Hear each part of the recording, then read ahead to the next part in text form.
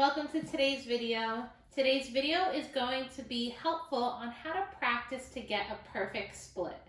Grab your mat and let's get started.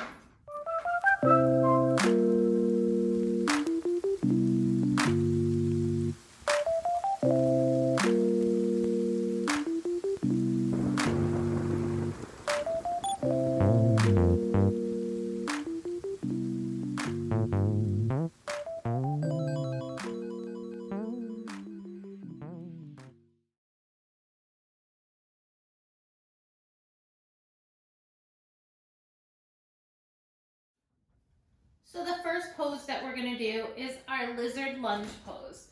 So we're going to bring the hands to the left side of the mat. And we're going to bring that right foot to the top to meet it. And we're going to peel the right foot open, coming down onto our forearms, getting a nice hip stretch here. And you can hold this for as long as you can. And don't forget to switch sides. The next pose that you could come into is our low side lunge. So coming onto the hands, you could bring the right foot in, coming onto the toes, bring the left foot out, really getting a nice stretch in that hip, opening everything up. And again, don't forget to switch sides. Our next pose is going to be our regular runner's lunge. So we're going to bring the foot in between the hands, and just push your hips as far as you can to the mat, even if you do a little bit of gentle pulsing here. And again, don't forget to switch sides. Our next pose is our half split. So you're going to straighten out that right leg after being in our runner's lunge here. And you're just going to fold over, because a lot of times with splits, you don't realize how tight you are in the calves. So you always need a nice calf stretch.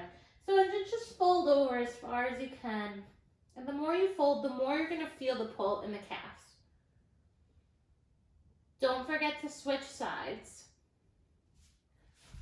Our next pose is going to be our long-legged forward fold.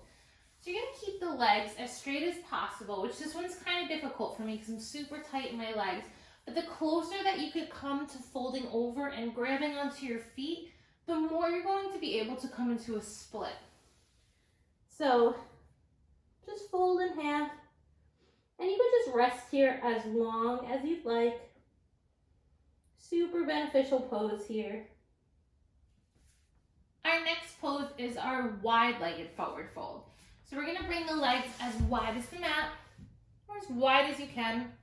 And you're just going to fold over here, getting a nice stretch in the hips, going all the way down to the ankles. And stay here as long as you'd like.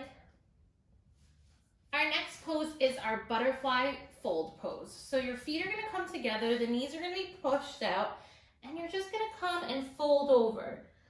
Now, all of these forward folds are getting different areas in the muscles. Our next pose is our Yogi Squat. So we're going to come up on our feet and just point the toes to opposite sides of the mats, opening up, pushing the knees open with your elbows. And you can even find a little bit of movement here, just opening up those hips. Very, very grounding pose as well. Our next pose is our King Pigeon Pose. So we're going to come onto the hands and knees, bring the right knee to the right wrist, and the right foot to the left wrist, and just open up here, opening the chest. And sometimes you could even fold over in this pose, getting more of a stretch in the inner thigh. And don't forget to switch sides on this one. Our next pose is our happy baby pose. So we're going to come down on our backs, and we're going to grab a hold of the feet.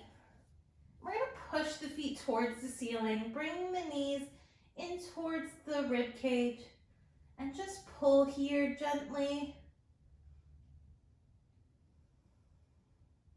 And then while you're in this pose, you could hold it for a while, but then you could just start straightening the leg, going back and forth. So this is stretching everything out. Do this for as long as you would like. Our next pose is going to be our reclined pigeon. So we're going to come onto our backs. Let's plant the right foot and bring the left foot to the right knee. And then you can take it further by bringing that right knee in, threading the needle, and pulling tight. As always, don't forget to do the other side. And the last thing that you could do that will absolutely help is if you have a strap or a towel, anything that you can wrap around your foot, come onto your back, hook one foot, and you can make it straight and just do some gentle pulsing, just opening up those hips. And you could even drop the foot, keeping it straight to the same side of the mat. And this is super beneficial for being able to get into a split, guys. So make sure you absolutely practice this one. And don't forget to do the other side. And guys, that's it for the tutorial today. So you can take this at your own pace. I recommend practicing these poses every day because that'll help you to get into your split a lot more comfortably. The great thing about all these hip openers is not only to be able to get into a split, but to also release a lot of negative emotion in the body. We hold so much tension in our hips. It's just so beneficial to be able to stretch it out and get all that negative energy out. We sit sometimes all day long and we don't get enough movement in. So this is really important, guys, to keep stretching, stay bendy, and stay flexy. I absolutely appreciate having you guys here today. Please hit that subscribe button. Leave a comment below of other tutorials you would like to see. Guys, thank you again. Namaste.